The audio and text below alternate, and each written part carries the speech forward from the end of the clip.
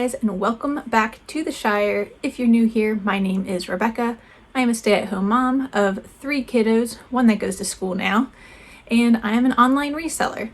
It has been quite a while since I've made a sit-down video because, as I said, I'm a stay-at-home mom and I got a lot of kids and they take up a lot of time. I don't have a lot of time. So I am trying to do, I tried this last year, didn't really succeed at it, but I am trying to do quarter recaps for you guys. So therefore this video is going to be a first quarter recap for 2025.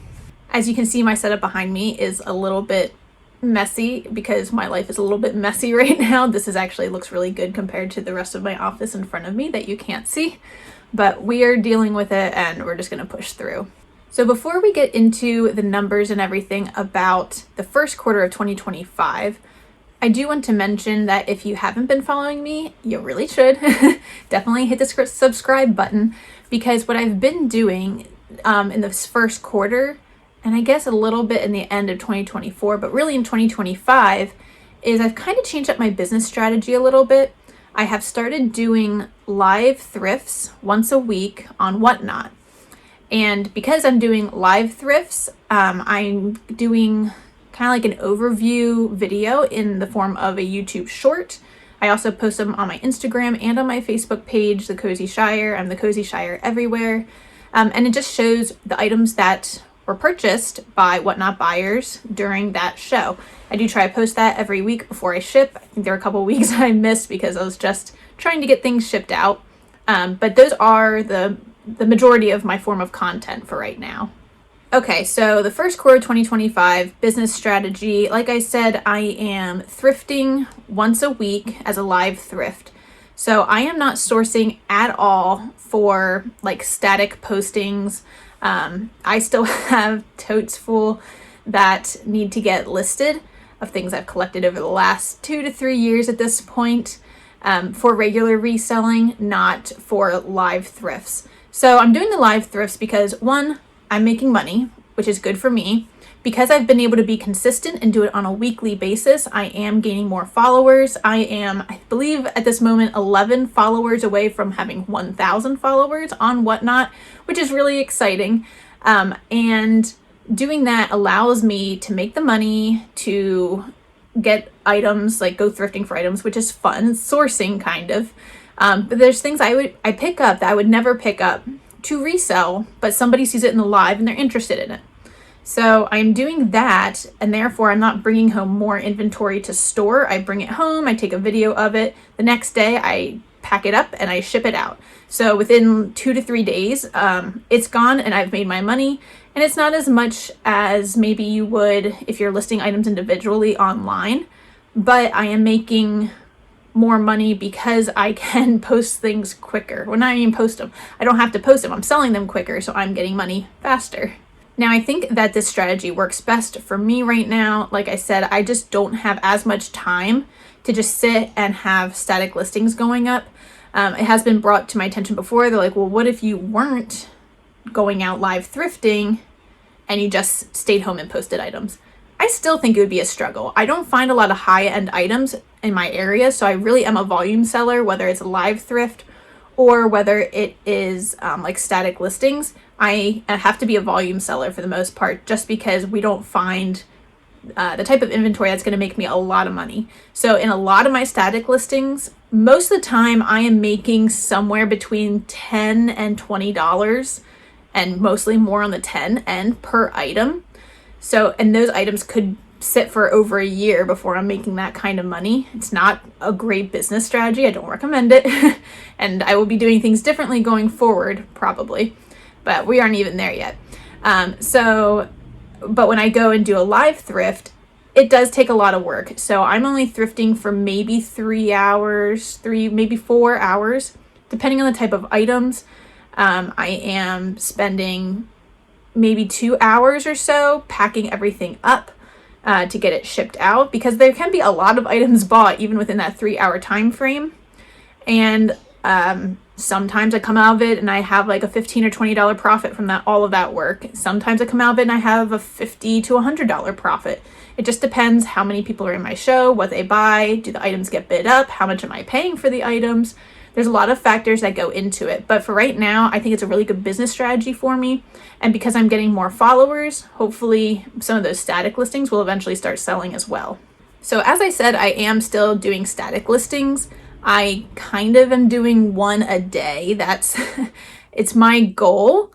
And I know there's so many people who are like, you could do more than one a day. Look, I really can't. I really can't. I am trying to keep my house in order and cook food for my family and take care of my kids. And I don't sit my kids in front of a screen all the time. That is where they are at the moment, but they're watching something educational, so it's fine. That's just not my parenting style.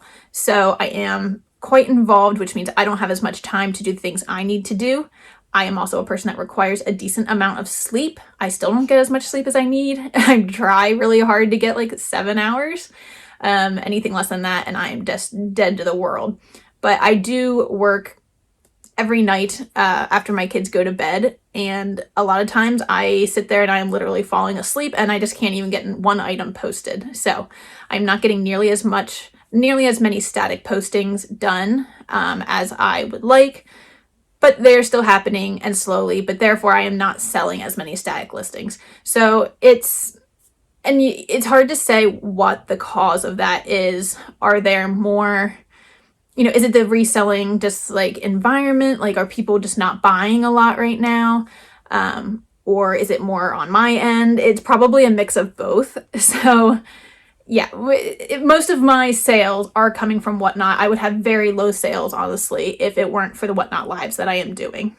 Okay, so let's start to get into the numbers a little bit. So we are talking about January, February, and March of 2025.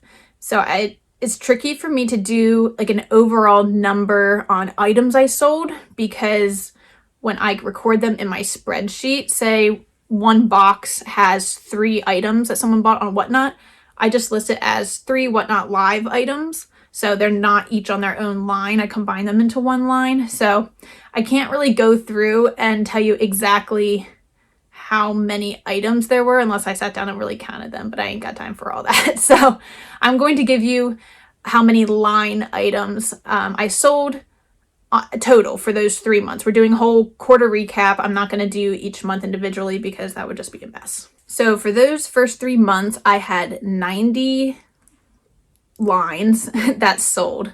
So that means there was probably, well over 100 items sold, possibly over 200. I haven't actually calculated that out, but 90 lines of inventory in my spreadsheet that sold for the first 3 months. So out of all of those sold, 33 of those sales were static listings. So they were coming from Poshmark, eBay, Etsy, Mercari. I think I finally had one Depop sale, but that might have been this month, so that doesn't really count in this one. We are almost through April now, and I'm just finally getting to do this video. So about a third of my sales were static listings, and everything else was Whatnot lives. So that really shows how many more items I can sell on Whatnot, because those are just line items. That doesn't include, like I said, there might be 5 items in one box.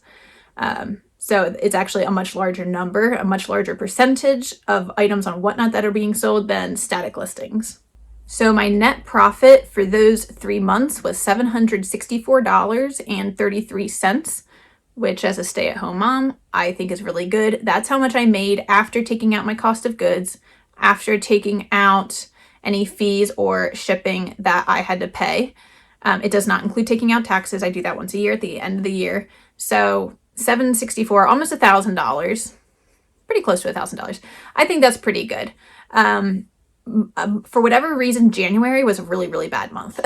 Like, I didn't do a lot of Whatnot shows though also, so I think that definitely hurt me, and I was still building a following. So in January, I only made like $80, I think. And then February blew up. It blew up for static listings. I sold a ton of static listings in, like, I would say maybe 20 out of that 30 in February. So I'm not sure, like, seasonally, if that's why people were buying, if it was far enough after the holidays that people had money again. I'm not sure what caused that, but I made over $300 just in February. So that was really, really good. Now, with that having been my net profit, my gross profit was about double. So it is not as big of a gap because a lot of the times I am selling items for $5 on my Whatnot Lives and I'm paying $2.50 for them. When I do my Whatnot Lives, I do a minimum starting bid of $5 and I double the price of the tag. So if I pay $1 for it, they're still paying $5. If I pay $2.50 for it, they're paying $5. If I pay 50 cents for it, usually they're paying $5. Now sometimes I like to put customer service above my personal needs or whatever. I know a lot of people on Whatnot are really concentrated on getting that 1,000 items sold so they can get instant payout. This is not like a job that is making money to pay my bills, so I don't really care as much about instant payout. It doesn't bother me. So I am not like, when I get to 1,000, great. I'm only at 200 and some items sold right now. It'll come with time. I'm not too worried about it. But because of that, I am trying to give better customer service to keep people coming back. So, if they're selling kids books and the store is like, it's 25 cents for a kid's book, I'm not going to charge somebody $5 for every single kid's book. I'll make a little bundle for them. And that makes my profit smaller, but it's better for them. And I think that's more important. It's more important, in my opinion, to help out your customer, as long as it's not like detrimental to your business. And for me, it's not, because people are not going to buy most kids' books for $5 a piece, pay shipping every time. And it does help me on fees when I can bundle things together. So I do try to do that for people as much as I can. And that is making my profit margin a little bit smaller, but I still think it's worth it. So I know I didn't really break down things as much as I have in some of my past videos. Hopefully that's not a big deal for anybody. Honestly, like I said, I just don't have the time. I am doing this video kind of by the seat of my pants. I didn't script anything. I never do. Just calculating numbers as we go, and that's the video we have today. So I'm hoping to do another second quarter recap. Now last year I did a first quarter recap and then never came back and did any others. So I really would like to do quarter recaps as we go. I'm interested to see what happens as summertime comes up. I would like to try to get to some community sales where, not really like houses, but places where it's like a business sets up a whole bunch of vendors, or church sets up a whole bunch of vendors, and do some live thrifts that way, because I think that would be really fun. I have one coming up here, not this weekend. This weekend's Easter, but the following weekend. It is April 26th. There is a huge community sale. I actually have videos from a couple years ago you can check out. They were my GoPro videos from going to yard sales, and it actually took 2 videos because it's such a huge sale. My typical live thrifts only last about 3 to 4 hours, like I said. This one, if I make it the whole time, should be about 6 hours. So pray for me. I think it'll be really fun. Hopefully we have good weather. Obviously, if the weather is not good, it's going to kind of ruin the whole thing. April showers and all that keeps happening around here. But hopefully that'll be a really good time. I'm going to just borrow my parents' wagon so I can put things in it and pull it along. And yeah, I'm hoping that it's fun. I have fun either way, whether people show up or not. I just enjoy going, and sometimes I buy things for myself and my family too. So it's a win-win for me. If you have any questions about how this first quarter went for me, anything I didn't cover that you really are itching to know, please feel free to drop it down in the comments. I respond to every comment. I really want to be engaged with it, you guys. So if you have a question or a comment, feel free to leave them, and I will get back to you with as best of answer as I can, depending on what the question is. Don't forget to follow me over on Whatnot. I am TheCozyShire over there. Everyone over there just calls me Cozy, which I love. I think it's super fun.